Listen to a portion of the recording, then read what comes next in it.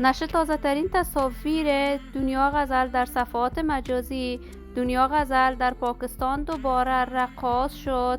دلیل دوری دنیا غزل از هنر موسیقی فاش شد. دنیا غزل در پاکستان آیا با واقعیت با مرد پاکستانی ازدواج کرده است یا خیر؟ من در این ویدیو پیرامون حقایق همین ماجرا خواهم پرداخت. پس در ادامه با کانال دنیا اینفو باشید.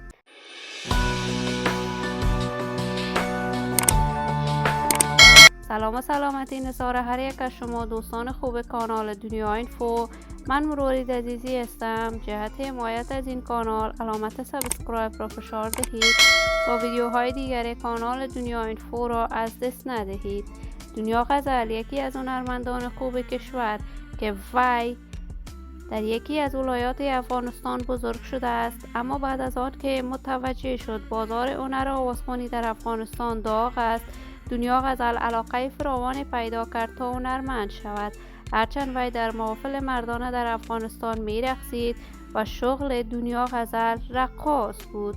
دنیا غزل بعد از آن که هنرمند شد و شهرت خوبی پیدا کرد، خواهرش مهرماه غزل همراه هنر موسیقی را انتخاب کرد و آهنگ‌هایی برای دوستداران و طرفدارانشان سرودند. اما بعد از تحولات سیاسی در افغانستان، تحولات در زندگی اجتماعی تمامی مردم افغانستان ایجاد شد. دنیا غزل با خانواده‌اش رخت مهاجرت به پاکستان بست، ولی در کشور پاکستان کاملا از راه هنر موسیقی به دور شد. چنده می شود تصاویر در صفحات مجازی دست به دست می شود که با یک مرد پاکستانی ازدواج کرده است. اما تمامی این شایعات دروغ بوده است. دنیا غزل در پاکستان دوباره در محافل پاکستانی می رقصد و می خواند. دنیا غزل در انتظار قبول کیس از به یکی از کشورهای اروپایی و امریکایی است. ولی ما آرزوی خوشبختی، سعادت و موفقیت برای تمامی جوانان کشور خود از بارگاه عزت الله یزال تمنا داریم و در انتظار نشر تازه ترین کارهای هنری از این هنرمندان خوب کشور خود خواهیم بود.